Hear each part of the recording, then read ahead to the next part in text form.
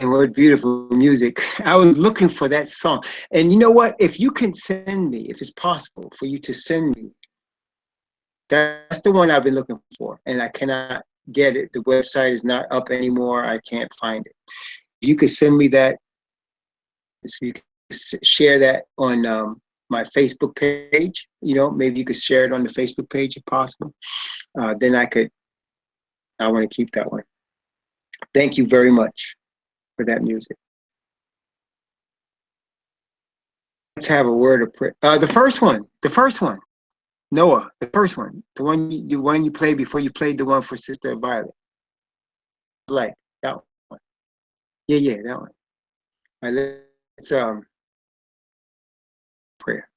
Most High Yahweh, again, we're praising your most high and holy name today. And as we go into your word, please bless us with the bread of life, who is the bread that came down from your kingdom and who is going to be the king of the coming kingdom on this earth. We're so praising your name for the plan of salvation, the plan of redemption, people and for this planet. In the name of Yahweh Shai, we pray. Amen. Okay. In the Gospel of Yochanan, otherwise known as John, in the Gospel of Yochanan, the Messiah was in Galilee where he was raised. And even though he was born in Bethlehem of Judea, because he is of the tribe of Judah, he was raised in Galilee in the north part of what was Naphtali and the land that was theirs. He was there, and there was the Feast of Tabernacles, and everybody, of course, we studied where Jerusalem for the feast. The feasts were not just kept every place, as we know from our study of the book of Deuteronomy. Just kept in any place. They were kept at Jerusalem, and so the people would come to Jerusalem to keep feasts. They would come for the Passover, and some would stay all the way through to the Feast of Weeks, Feast of Harvest or Pentecost. Not Harvest, Feast of Pentecost. I'm sorry, Feast of Weeks or Pentecost. And then, of course, at the end of the year or in the 7th month, there was the Feast of Harvest, also known as Tabernacle. So here, Feast of Tabernacles, and he had brothers, and they were going to, with the family, Jerusalem. They wanted him, they told him to come with them, and as we're going to read, we'll see why. Let's look at Gospel of John, chapter 7. I'm going to begin at verse 1 down to verse 5 to begin, from 1 to 5. These things, Yahushua walked in Galilee, could not walk in jewelry, because the Jews or the Yahudim sought to kill him. Now the Yahudim's Feast of Tabernacles was at hand. And therefore said unto him, depart hence and go into Judea, also may see the works that thou doest. And that doth anything in secret, and he himself seeketh to be made known openly. These things show thyself to the world, for neither did his brethren believe in him. They go and they want him to show his miracles and show his message to the earth. And that's thinking of things like, for example, today, of course, when I have people that, good friends of mine, that have come to me and said, you need to start a church. You need to start a church. They keep telling me, you need to start a church, because in their mind, I should go, or I should be on television, or I should do this, or I should do that. Because we're living on the earth where Satan's kingdom is, and Satan is into exalting man. He's into exalting glory. And he uses things like television to do that. And people start churches and they want to make them into mega churches, and men consider that a success. Well, Messiah was not like that. He would heal people He would get up early in the morning for anybody else did. He would go to some quiet place and pray, or he would go in the night and pray and just pray all night. And nobody knew he was doing these things except his disciples. And when he turned the water into wine, for example, only the people that drew the water, the out of the water holders, they knew that the water had been turned to wine. But even the person he told to go to the feast and let him taste it, he didn't know what had happened. Messiah did things like that. He did it quietly. He did it on the side. He wasn't doing it to be seen of people. He was doing it for the glory of his Father. Sisters, as we are being prepared in these last days, being prepared for the events that are soon to take place on this planet, that are even have already begun to take place and will continue to develop, being prepared to stand through the time when the four winds on the four corners of the earth are let loose, and we're going to be here during that time, being prepared to stand during time when plagues will hit the earth, where people will be suffering much greater than now, when people will be much angrier than they are now, and people will look to kill us on the earth. We're being prepared for that time, to stand during that time, and we're not being prepared in front of crowds of people. As Messiah did not do things for crowds of people. He didn't do it for the crowd. He did it for the glory of his Father. We are being prepared to bring glory, Father. And the greatest glory we can bring to our Father is to represent his character of righteousness, by his spirit of righteousness and true holiness.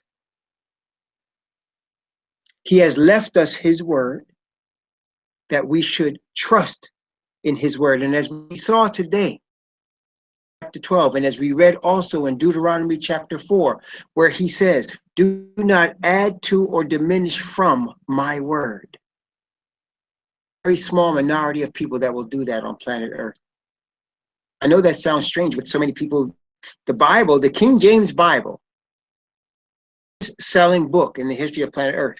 I mean, most people understand that. The King James Bible is the greatest seller of any book that has ever been on planet Earth. And yet, with all the sales of the book, you think people would just trust that book and read it. But no. Most people trust it with other books. They compare it with other books. They bring it with other philosophies and things like that. So very few people will trust just this book and the words of this book and not veer from the words of this book. Very few people do that. You find do that are very usually much older and poor. Much older and poor. Those are people in my experience that I've seen that trust in this book. Very poor people who are much older. Wisdom and time and experience that they should just trust this book. And most people in the earth would not pay attention to them because they don't have any money. If you don't have any money or any material goods, most people won't pay attention to you on this earth, because people only pay attention to people that have these things. If you're famous, if you have money or means, if you have land and rest of stuff you own, and have servants, and you can have people doing for you, and people pay attention to you. You have these things, but you have some sort of talent of entertainment, or if you look a certain way that everybody admires, or you can sing or dance or play a sport better than most people on planet Earth, they will pay attention to you.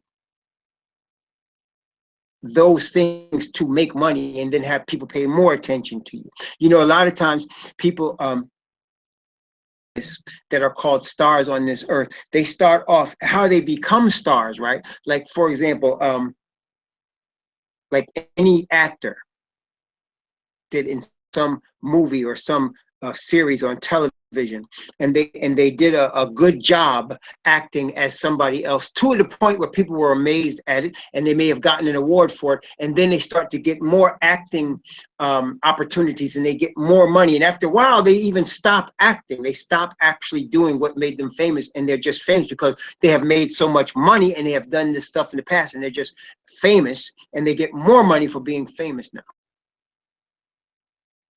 because they have means and money, because people pay attention to those things. People don't pay attention when you simply trust the word of the Most High, the King James Bible. You simply lean on that and you quietly go about the business of living righteousness. Go about the business of living righteousness of the Spirit. They don't pay any attention to you because you mean nothing to them. But that's okay, because it's not for our glory that we do it. We do it for the Father's glory. Just as Messiah did, Messiah being our great example. So his brothers didn't even believe in him. He's like, hey, if you all that, go to Jerusalem and show yourself to everybody. If you all that, go to Jerusalem and show yourself to everybody. Why don't you do that?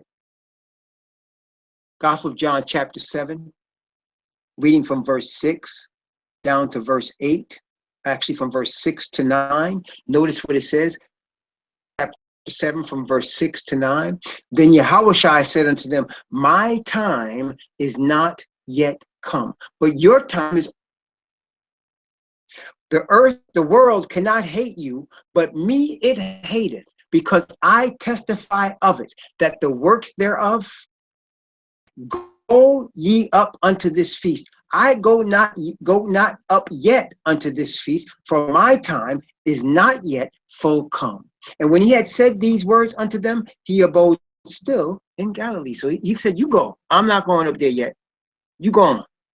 I'm going to be here. I'm going to be right here. He was probably, one of the few people left. One of those situations where everybody's going somewhere and you're not going and you kind of by yourself. You've been in that situation before? Everybody's going somewhere and you're one of the few that's not going. You kind of left behind. You kind of by yourself, right? There. Wasn't looking for man's attention in those things. And he says his time had not yet come. Brothers and sisters, this is the same thing with he's training the 144,000. Their time is not yet full come. Time for people to be famous if they want to be famous. Go ahead. Time for people to get rich. They go ahead, get rich. They're doing all these things, right?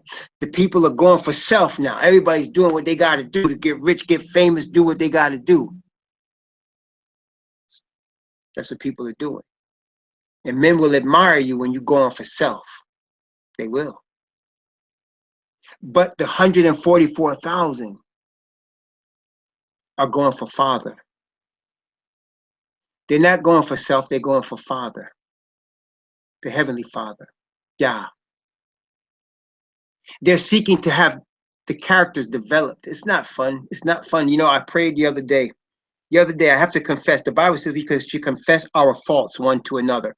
I should confess my fault to you. The other day, I'm gonna tell you how the Most High works, and you can also understand, because I know you, some of you, so I'm talking to here, you and some of you in YouTube land have experienced what I'm getting ready to share with you. I've been praying because one of the main attributes of righteousness that the Most High wants his people to have is the character trait and attribute of patience. A character trait and attribute that is in short supply on planet Earth. The character trait of patience. The patience of the saints. Here are they that keep the commandments of Yah and the testimony and the faith of Yahushua. Patience is not a natural gift on planet Earth. Some of us have some of us have none. I would generally be in the latter category. But in order to be able to stand through the events that we're about to go through, I must have great patience. Only be developed is not a natural attribute. Only be developed. And believe me, he develops it with you. Have prayed for patience in time past, and I knew what would follow. Whenever you pray for patience, situations and circumstances are brought to you to try your patience. Is that right? Have you ever done that? Have you ever experienced that for yourself? Do you know can I get a witness? Is there a witness to that? Oh yes.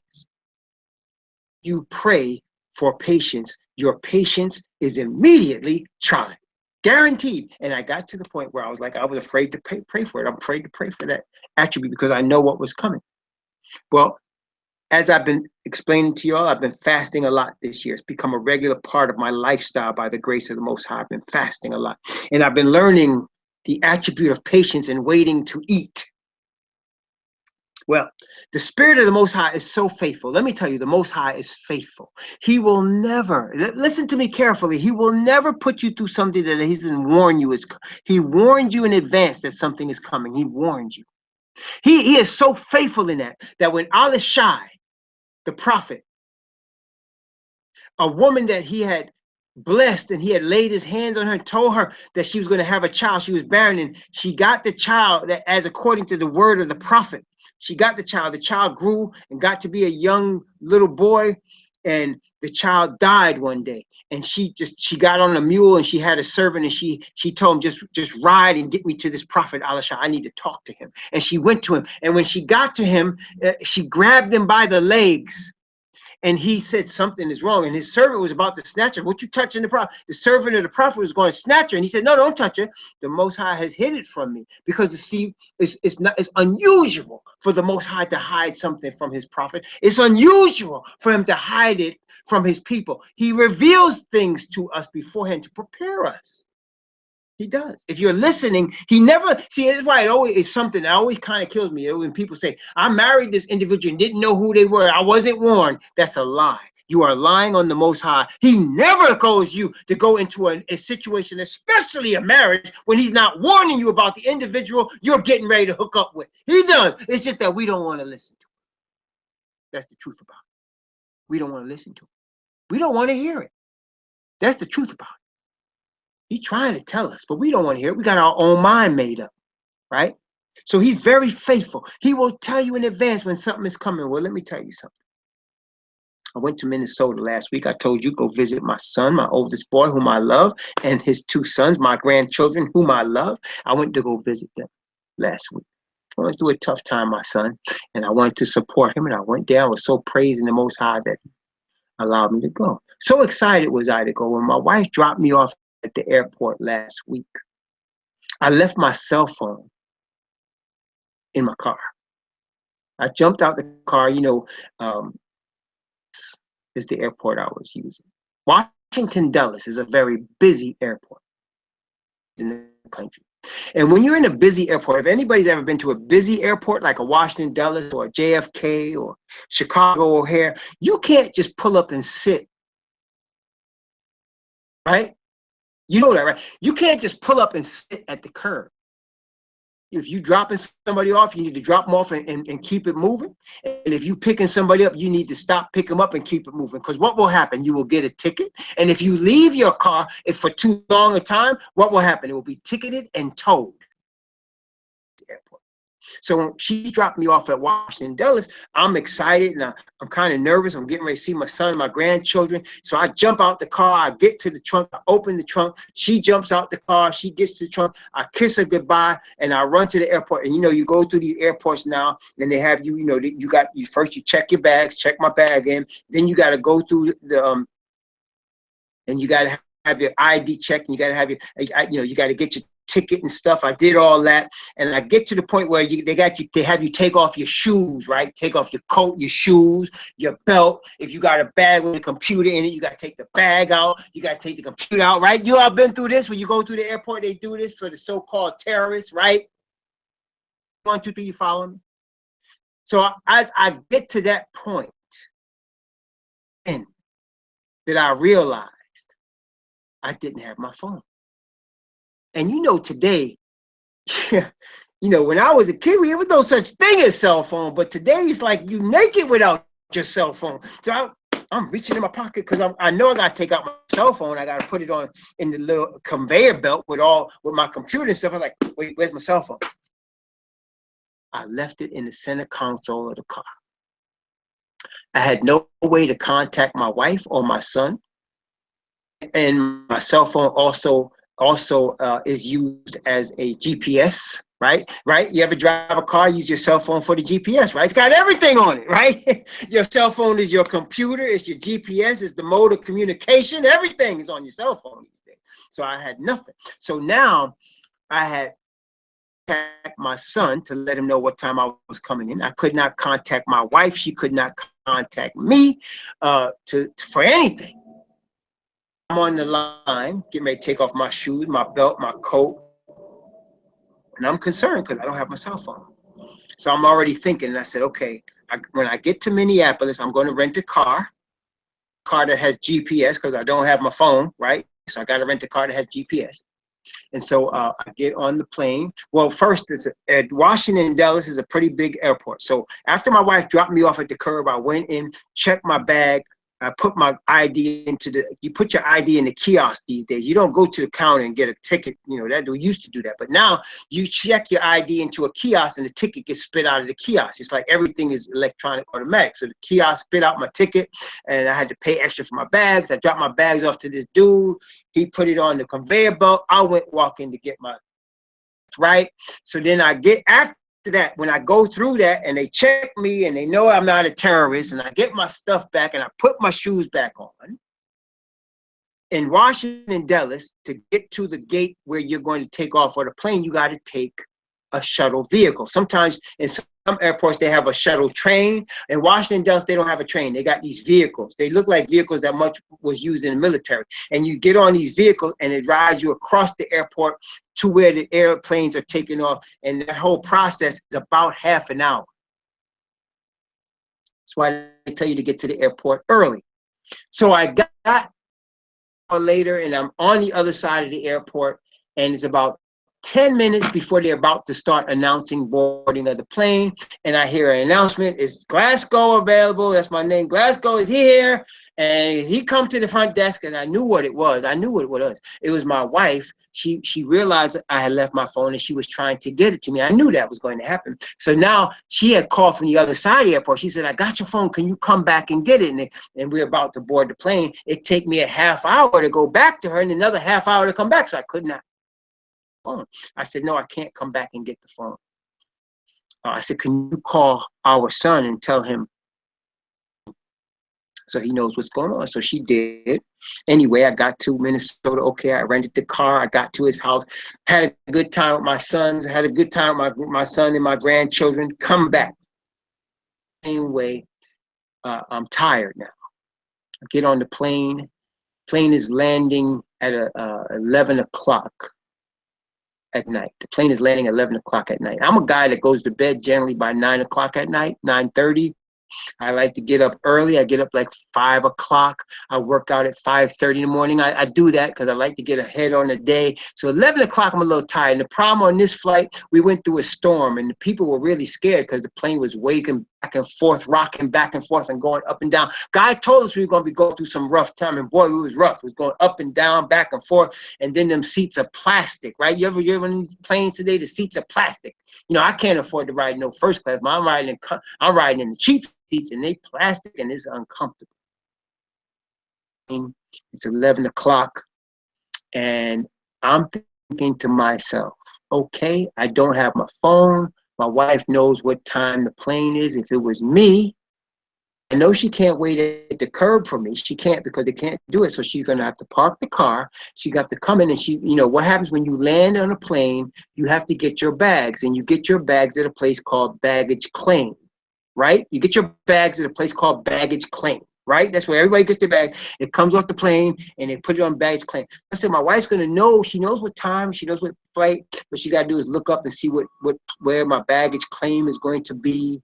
I'll meet her at the baggage claim, no problem. The baggage claim, she's not there. I get my bag and I said, well, maybe she's outside. I walk outside, but it's a big airport. Where outside could she be? I don't know. I walk around, I come back to baggage claim. 30. And I'm like, man, it's late. I'm tired. So it is telling me, the spirit is telling me, this is a test of patience. You're about to be in a patience class right now. No problem. I'm glad I got the heads up. I know what's going to happen. She's going to be late. It's all good. I'll be calm. No problem. Okay, no problem. I got it. Praise the Most High. So I'm waiting there, and I got my computer. So I said, I have Skype on my computer, and not only that, the airplane, the Dulles has free Wi-Fi. When you're in Dulles, when in these big airports, they got free Wi-Fi now. When you get to the larger airports, you could. So I said, oh man, I'm gonna pull open my laptop, iPhone, Skype. That's what I'm gonna do. So I sat down. Now I'm tired. I call her on Skype, and she says, I've been out here waiting for you at the curb since 9:20. It's 11:30 now. I said, I am at the baggage claim. Can you come to the baggage claim and get me? And at that time, I'm getting a little irritated now. Like, I'm supposed to read her mind and know that Dulles Airport, she's going to be able to wait like at Dulles, right? Claim. So I'm okay, that's cool. I'm good. I'm good. I'm good. I'm good. So I'm sitting there and I'm tired. I'm waiting for her. I said, please park the car. I said to her, park the car and come to baggage claim. I'm in baggage claim. I told her where I was. This is where I'm at. I'm at number 11. Come park the car. I'll meet you here. That way I know we're going to connect, right? 20 minutes goes by.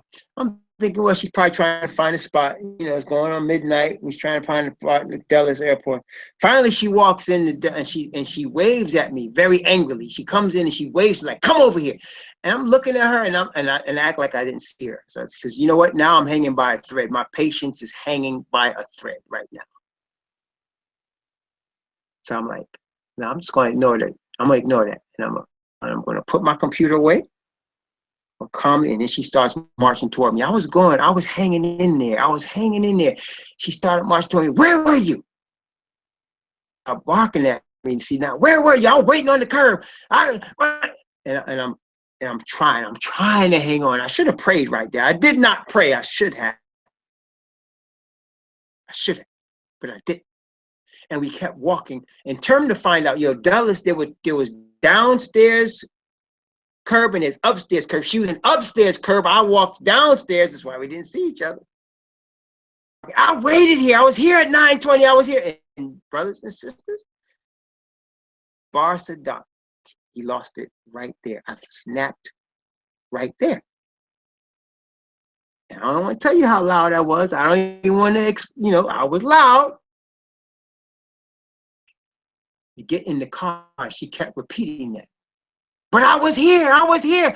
And then I started yelling. I'm going to say it to you calmly, but I yelled it at the top of my lungs. I did not have my phone. Because she said, everybody else was coming to the curb. Where were you? I said, people call each other. They text each other on the phone to know where they are. I did not know where you were because I did not have my phone. It's very, very loud so that it even scared me. And immediately, the Spirit told me, you just failed. Just failed. And for the rest of the ride home, we didn't even talk to each other. I'm quiet. I ain't say nothing. She ain't say nothing. And I'm justifying myself. I mean, common sense would have said you're supposed to come to the baggage claim. I mean, common sense tells you that, right? Your mind, we're at Dulles Airport. You're gonna be able to wait out there all that time, right? I'm justifying myself. And the Spirit is telling me, you failed the test. And you know what that means when you fail, right? That means repentance. I know that. I'm a teacher. I know that means repentance, but I'm so mad now. And I'm justifying myself. I couldn't say anything. I was supposed to say, I'm sorry for raising my voice. I'm sorry for losing patience. Even if I thought I was right, we getting trained. Got to remain calm. I come home, she comes home, I come upstairs, I put my clothes away and I go to sleep. She doesn't even come upstairs, she goes downstairs. We both understand. After being married 33 years, we don't, after a while. Next morning, I got on my knees, I asked for forgiveness. Next morning, I get up early, it's still dark. I'm on my knees asking for forgiveness. I know I done failed the test. And I know I got to get up off my knees, and this is where the pride comes in. I got to go to her and I got to apologize. I know that. In the morning, she surprised me. She beat me to it. I'm praying. I got up off my knees, and I was looking out the window, and I was just about going downstairs, and she walks into the room and she says, "I'm sorry, I didn't use my common sense." Beat me to it. And then I said, she beat me to it. I really felt bad about that. And then I said, "I'm sorry that I yelled at you. I shouldn't have talked to you like that." And we just hugged. The rest of that day, it was bothering me. So then I had to text her again. I said, "I just want to tell you again, I'm so sorry." They failed the test miserably. And I know, and at that point, I started to understand something that I knew it theoretically before, but it really starts hitting home to me. I should pray for patience every day, no matter what type of trial I need to pray for that every day. It is so important to have that, regardless of how much I got to be trained, regardless, I should be praying for this every day. Because brothers and sisters, this is what we need to be able to stand in the last days. Most people will not make it. You see, in the world in which we live, it's a very impatient world. Very impatient, man. People don't wait. They don't wait for the Most High. They move forward. They do things when even if they pray, they wait a little while, and if it don't move the way they want, they go ahead and take over.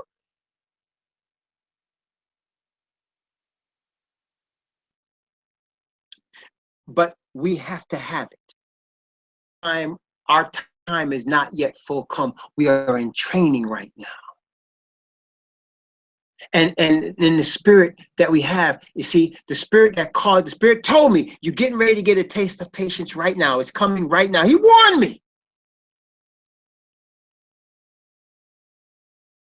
And I still fail.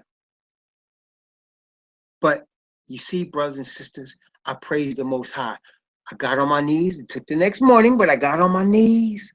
I confessed my sin. I knew what I had to do, and I was prepared to do it. Wife beat me to the punches. And I told her, I said, "I treated you like the enemy, and you're not the enemy. I'm sorry. You're not the enemy." I was confused and I was tired. But brothers and sisters, that's when if we could pass a test when we're in that scenario, upset, confused, tired, the test, then you could pass any test. You understand? If you could pass a test, then you could pass any test. And I know that. And I praise the Most High that he put me through it. I praise him because, brothers and sisters, if he puts you through that test, he sees something that can be developed. It's if he never tests you, if you just keep failing and you're unrepentant, you can forget about it. Yeah. But if there's something and he tests you and you feel conviction and you fail and you're on your knees, he sees something, and I praise him for the test.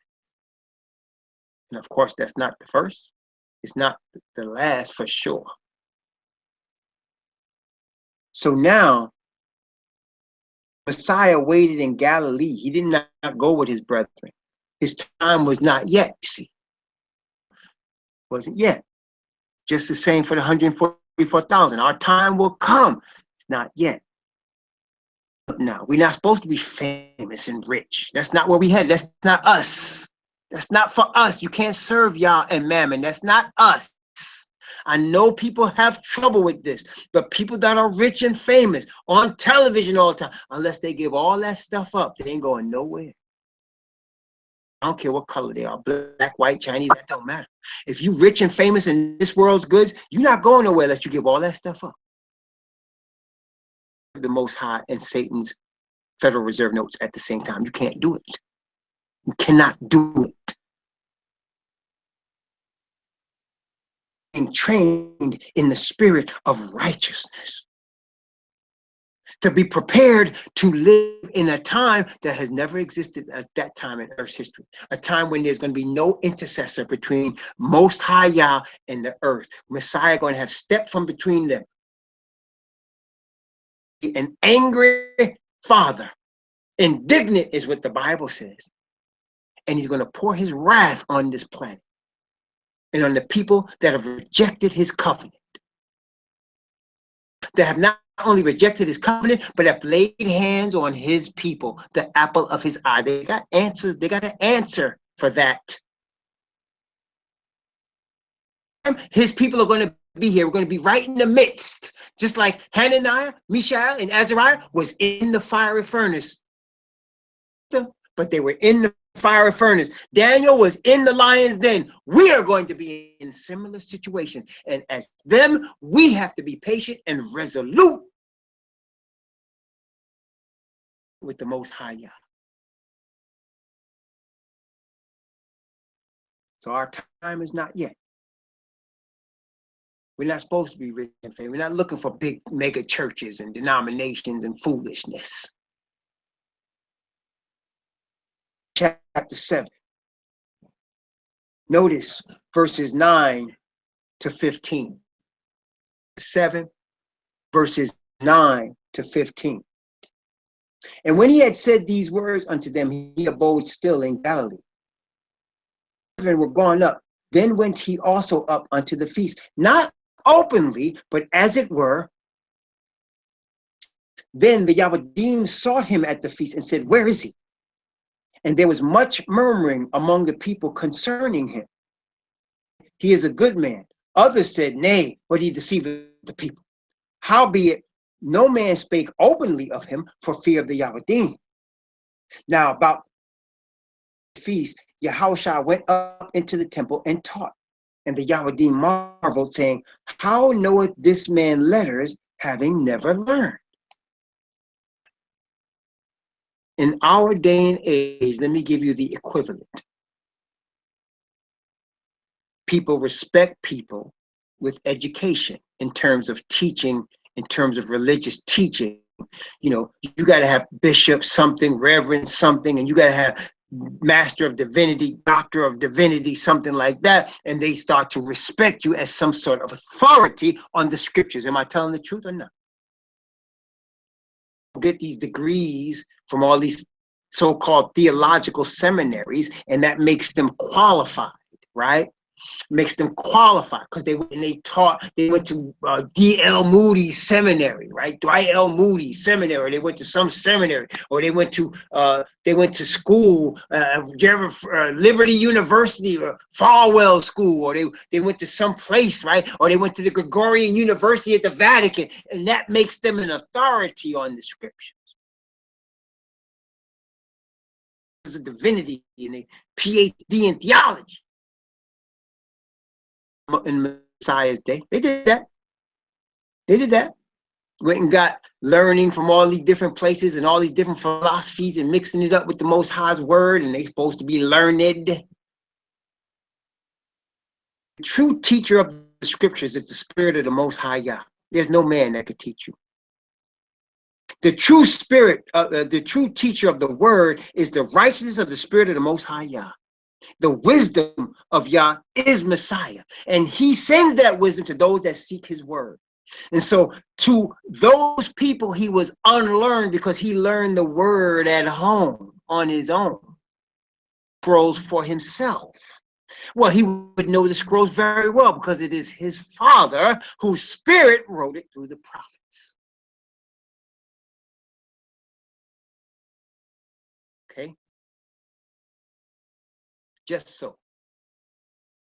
4,000 ain't wasting time in theological seminaries. If they ever did go there, they're gonna have to forget all they learned.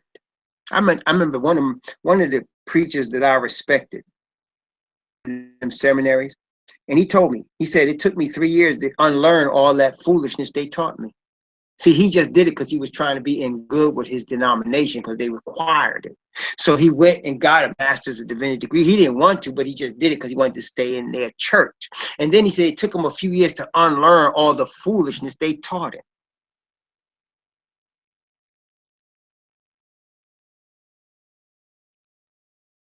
And 144,000 are going to learn the word at the feet of the spirit of the Most High Yah.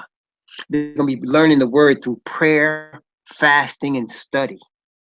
learn it in any theological seminary, but in the quietness of wherever they live, wherever they are, them with the scriptures, them just praying over the scriptures and fasting over the scriptures and meditating on the scriptures.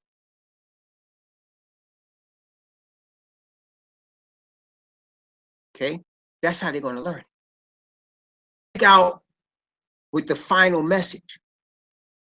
It's going to be, of course, with the power. The Bible tells us, with great power and great grace will be upon them, as it was on the disciples. Or they're going to be witness to the character and righteousness of the Most High's word. Great power. But they're also going to be able, the Bible says, the Most High, the Messiah said, you're going to be able to speak in words that no man will be able to gainsay or resist. As Stephen, the prophet Stephen, when he was speaking the word before they stoned him, the Bible says he spoke with a wisdom and a power they couldn't even answer him. 44,000 as well. And so they will marvel, saying, how these people learn all this stuff, where they get this stuff from? And they're going to laugh, you know, these idiots, they don't know the scriptures, they don't know the Bible, they ain't go to no seminary, they haven't read the books, you know, that we have read.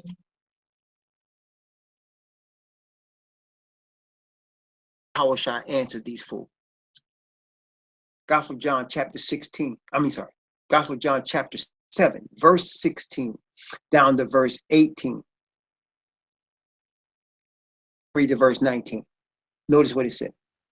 Yahushua answered them and said, my doctrine is not mine. Sent me. If any man will do his will, he shall know of the doctrine, whether it be of Yahweh or whether I speak of myself. He that speaketh of himself seeketh his own. He that seeketh the glory of that his glory that sent him, the same is true, and no unrighteousness is in him. Did not Moses give you the law, yet none of you keepeth the law? I go ye about to kill me. Yeah, he knew they were wanting to kill him, to have him murdered, but they were trying to play it off. Same thing with the 144,000. They'll be looking at us with evil intent, brothers and sisters. They'll be looking at us to kill us.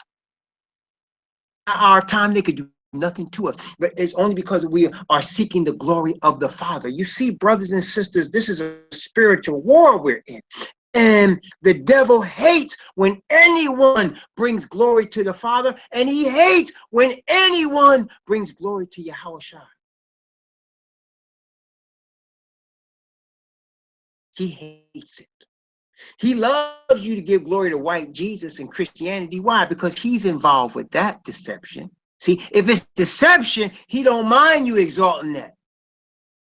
He wants people to go into Christianity. You think I'm lying? He wants people to go in there. Why do you think you got stadiums full of people? Full. Billy Graham have a Christian crusade, you got a stadium full. Is that true or not? When he does it, whenever he does an evangelistic event at a football stadium, it is packed, man. It's false. But the majority will go. You know, they consider this man some sort of expert in theology. He ain't nothing but a Freemason. But you know, this is the thing.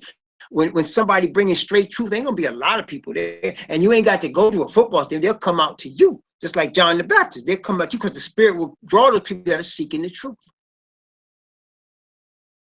See, and we will not speak of ourselves. We're speaking of the word alone. It is the word that we're seeking to bring, brothers and sisters, to bring people to the Most High Yah for His glory alone, His word alone. Nation, not churches, not Joseph Smith, not Ellen White. The word of the Bible alone. Not the Watchtower, not Muhammad. Of the Bible alone. We seek the glory of the Most High Yah. And brothers and sisters, we're living at a time. See, Revelation chapter, let's look at Revelation chapter 22. Revelation chapter 22. That showed Yachanan the revelation, and Messiah also showing him through the angel. He says something to Yakan. Notice what it says here in Revelation chapter 22, from verse 8, and I'm going to read down to verse 11. Notice what it says. I, Yakan, saw these things and heard them. And when I had heard and seen, I fell down to worship before the feet of the angel. Then says he unto me, see thou do it not. For I am thy fellow servant, and of thy brethren the prophets, and of them which keep the sayings of this book, worship Yahweh. And he saith unto me, seal not the prophecy of this book, for the time is at hand. He that is unjust, let him be unjust still. He that which is filthy, let him be filthy still. He that is righteous, let him be righteous still. And he that is holy, let him be holy still. You see, brothers and sisters, he said, seal not. Because you see, in the prophecy of Daniel, the book was sealed. Notice in Daniel chapter 12,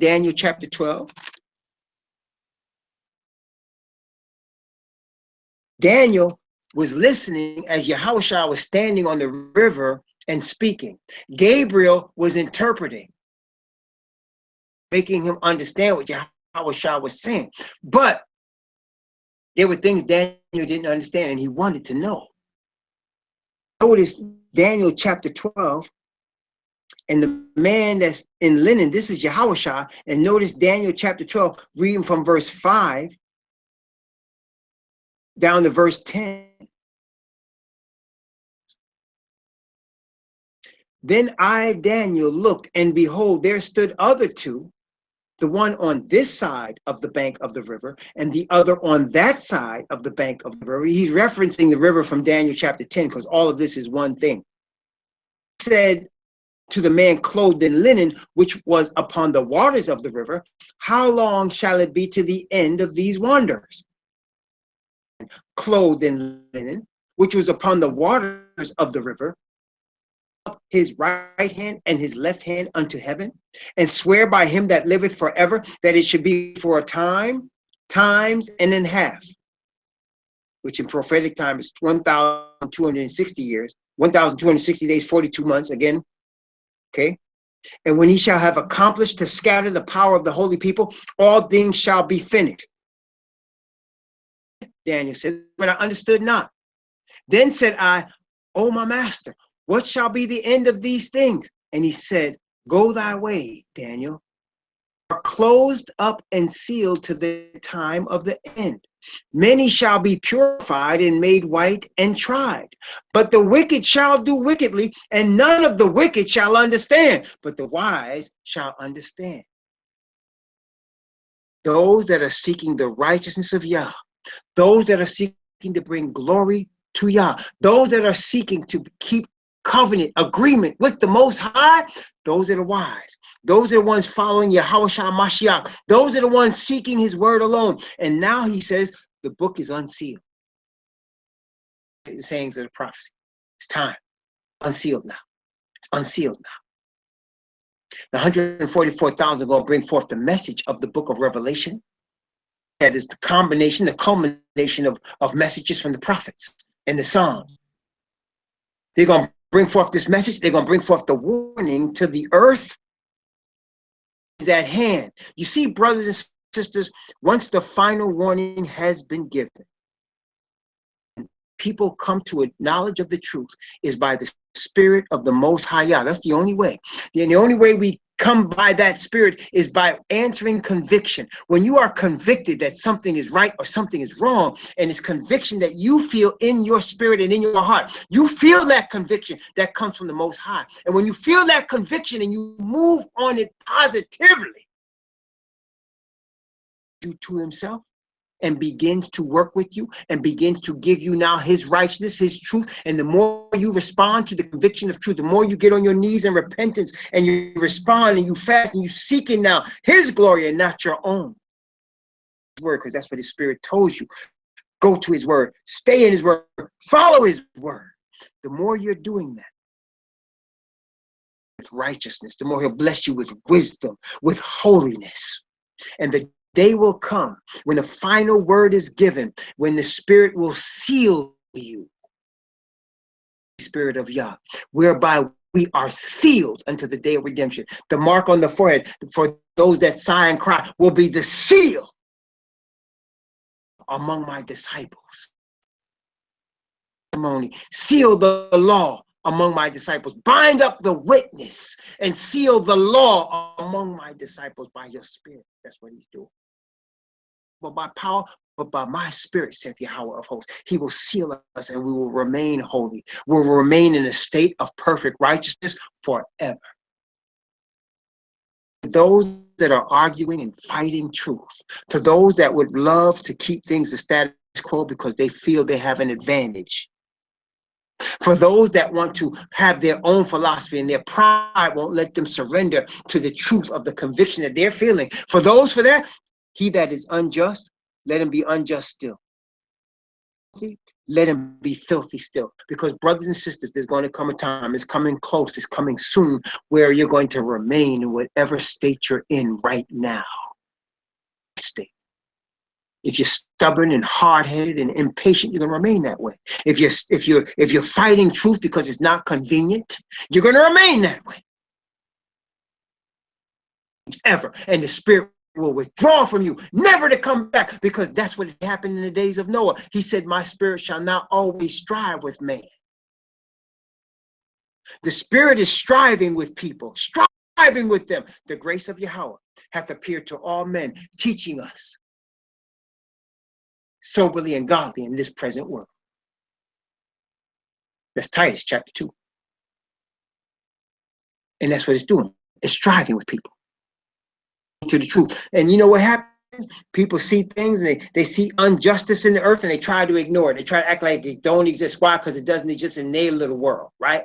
So they try to act like it's not there. And when people are being unjustly treated, when people are being unfairly treated, when laws are being passed that hurt people, because it doesn't hurt them in their little world, you're getting trained to be unjust and to live unjust forever.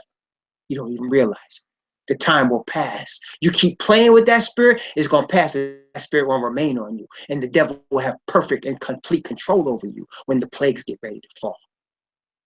Don't fight truth, man.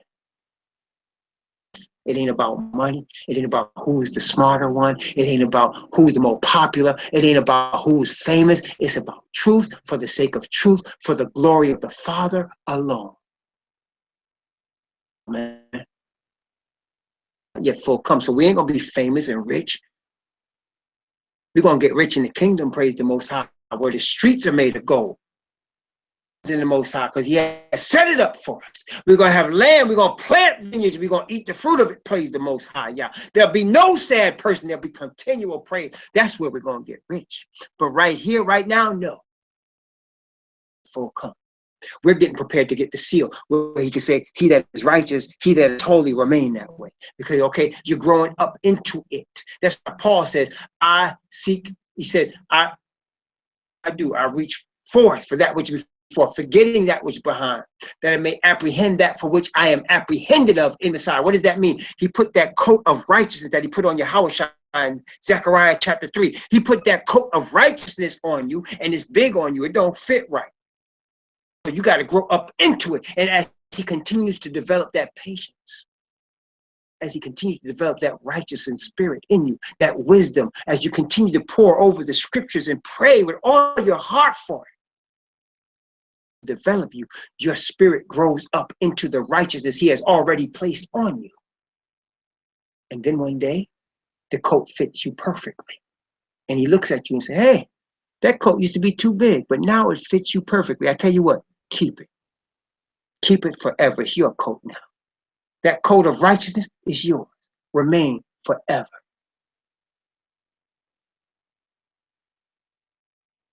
That's what we're doing right now. We're seeking to grow up into the righteousness that he's put on us as a coat. And we're seeking to be sealed in that righteousness, so that when the Spirit stops striving with man, it will remain on us forever. But unto the others, I warn you, Truth, man. Don't mess around. You can't be delivered from the gates of hell when you're fighting against truth. You cannot. And it's coming. It ain't no fairy tale. It's coming. See, this is the problem, brothers and sisters. Most people really, even in religious world, they really don't believe in the Most High Yah. They really don't believe in the Creator. They're playing this game to get, for whatever mind control, money gain they're trying to get. It's a game. They really don't believe that He's there. I heard even Malcolm X say, you know, all of these are just stories. They didn't really happen in the Bible. I heard him say that. This is a book of actual events that took place and that's going to take place. Sisters, I want to tell you, don't play with it. Don't play with it. This book is not to be toyed with. It's a supernatural, not to be played around with. And the Creator is not to be trifled with. He's not playing no game. And that's what happens in Psalm 50, when he rise up and bring the noise, when he really ready to do that, he said in Psalm 50, he said, and you thought I was altogether such a one as yourself. You see what happened? Because he's so quiet right now, because it's a time of grace right now, because he's trying to work with people individually right now. The door of Laodicea, if any man hear me, I will come into him and sup with him. He ain't in the church of Laodicea. He is not in the building. But he said, if anybody in there hears me knocking and answer, I'll come to that person. I'll come to that person. He said, you thought I was altogether such a one as yourself, in order before your eyes. That's what he said. That's what he said. Look at this. This is Psalm 50. Psalm 50. I'm going to finish with this. Psalm 50. I would like to read the whole thing, but I'm going to read part of it. I'm going to start at verse 7. Okay? Wait. No. I'm going to read the whole thing. I'm going to start at verse 1 and go down to verse 7 to start off with. I got to read the whole thing. This, okay? Psalm 50. I think we're going to finish with this. Let the Spirit give me something else. But notice what it says. Psalm 50. Talking about he that is unjust, let him be unjust still. Watch this. The mighty Elohim, even Yahweh, hath spoken. From the rising of the sun until the going down thereof. Out of Zion, the perfection of beauty, Elohim hath shined. Our Elohim shall come, and shall not keep silence. A fire shall devour before him, and it shall be very tempestuous round about him. He shall call to the heavens from above, and to the earth, that he may judge his people. Gather my saints together unto me, those that have made a covenant by sacrifice. And the heavens shall declare his righteousness, for Elohim is judge himself. Salah. Hear, O my people, and I will speak. I will testify against thee. I am Elohim, even thy Elohim. He's talking to his people, right? He's saying he's surely going to come. He's going to come. And Messiah said he has committed all judgment to the Son. Looking for the saints that have made a covenant with him. That is his covenant, the agreement. Giving up, trying to be rich. You giving up, trying to be famous. You giving up, trying to go your own way. You giving all that up, and you offering him praise, and you offering him glory, and you seeking for his glory alone, as Messiah did.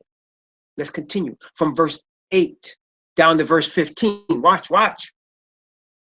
Thee for thy sacrifices or thy burnt offerings to have been continually before me. No bullock out of thy house, nor he goes out of thy fold. For every beast of the forest is mine, and the cattle upon 1,000 hills. I know all the fowls of the mountains, and the wild beasts of the field are mine. If I were hungry, I would not tell thee, for the world is mine, and the fullness thereof. Will I eat the flesh of bulls, or drink the blood of goats? Yahweh, thanksgiving, and pay thy vows unto the Most High, and call upon me in the day of trouble. I will deliver thee, and thou shalt glorify me. There's a promise. See, he don't need your money. He don't need you writing him checks, right? He don't need you writing him checks. What does he need? Glory. Offer thanksgiving and praise him, praise his holy name. Trust him. He said, call upon me in a day of trouble. Don't be looking to try to figure your way out of it. Call upon him. He'll bring you out of it. That's the end of the thing, right? Call upon him. He'll bring you the glory. Let's continue. Notice again. He said, I don't need your money. I don't need your food. Tell you. That's why the tithe is for who? The poor, the fatherless, the widow. They need it. Amen. The poor, the fatherless, the little, they need it. Need it. Let's continue. Verse 16. Down to verse 21. Watch what it said. The wicked, Elohim said, he talking to those that non-believe, those that got their own agenda. Notice what it said. What hast thou to do to declare my statute? Just take my covenant in thy mouth, seeing thou hatest instruction and castest my words behind thee. As a thief, then thou consentest with him, and hast been partaker with adulterers. Thou givest thy mouth to evil, and thy tongue frameth deceit. Thou sittest and speakest against thy brother. Thou slanderest thy own mother's son. These things hast thou done, and I kept silence, though thou thoughtest together such a one as thyself. I will reprove thee and set them in order before thine eyes. See, this is how it is, brothers. Sisters. People out here in these churches and these religions, they getting over. They trying to get money. They don't really believe the Most High is here and he gonna do anything. They get over. They trying to get money. I seen it in their wicked eyes. They do it, brothers and sisters. You bring that money to us here in the church, or you can't be saved. You know, you're not gonna be in the church. You can't be in the church. You got to return the tithe. You're not holy if you don't return the tithe. You can't hold no office in church that you return the tithe to the church. Said thou, and listen here. People that are greedy for money, for $1. I mean, that's the truth about it. You know, that true, isn't it? You know, these rich people, they will sell their mother for $1, man. When it comes down to it, it's between them, their mother, and millions of dollars, or their brother and millions of dollars. Quick. Happens all the time. It's not something that's rare. It happens all the time. Brothers and sisters, happens all the time. You can't be rich in this world's goods. Satan makes you pay a price. He doesn't just give it to you. He makes you be willing to give up everything, mother, father, sister. Just like Messiah wants you to give up everything for his word and his righteousness, Satan makes you give up everything. You cannot be a nice person if you want to be rich. You can be nice after you get rich. But to get there, you better be willing to sell whoever you have to sell. Suck whatever you need to suck. Sleep with whoever you need to sleep with. Steal, kill, whatever you need to do. That's what you got to do to get there. Whatever head you need to crush them. That's how it is. This world's good. And of course, you got to put every fiber of your being into it. You got to eat, live, and breathe that which you're trying to get. If it's fame and riches, that's what you got to do, brothers and sisters. And men will admire you when you sacrifice all life, everything you love dear for that one thing. In order to be rich and famous, you sacrifice mother, father, brother, sister, pet, whatever. When you're willing to do that, they admire you. Satan makes it so. But the Most High not into that. He said, you do these things and I keep silence. And you think because I'm quiet that I'm with you. I'm not with you. So I'm going to set them in order before your eyes. See, that's what's coming, brothers and sisters. Notice again, verse 22 and 23. Now consider this, ye that forget Elohim, lest I tear you in pieces. This is Most High. This is who Yahushua is represent. Lest I tear you in pieces, and there be none to deliver. Whoso offereth praise glorifieth me. To him that ordereth his conversation aright, will I show the salvation of Elohim. Yes. Y'all catching that? Testing 1, 2, 3. You feeling it? Want to make sure, because that's where we at right now. This is where we living right now. This is the way the earth is right now. This is the situation. This is the situation as it now exists, brothers and sisters. Either you are going to be willing to give up all. See, this is the way the world is. Either you're giving up all to be in Asatan's world of rich and fame.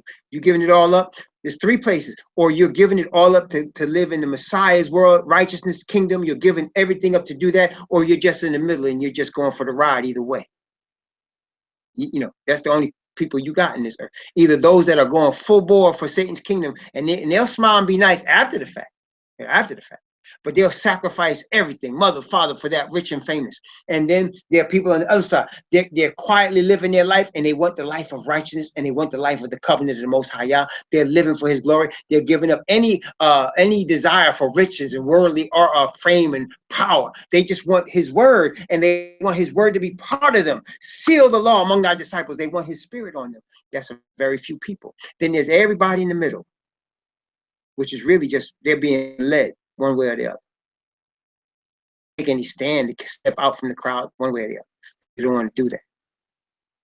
They're in a bad situation. They're probably the worst. At least those are the lukewarm ones. The Most High said, I'd rather you be hot or cold, right? Either be hot or cold, either going for one or go for somebody else. Go do something. But you just in the middle, you lukewarm. You ain't doing nothing. In the middle, man. And He wants a commitment. He wants a commitment.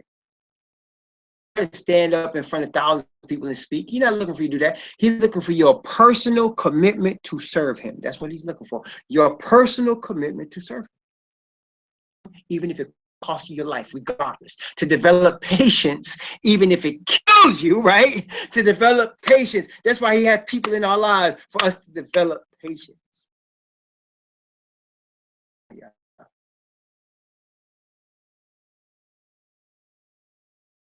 He that is just. What did it say? He that is just, let him be unjust still. He which is filthy, let him be filthy still.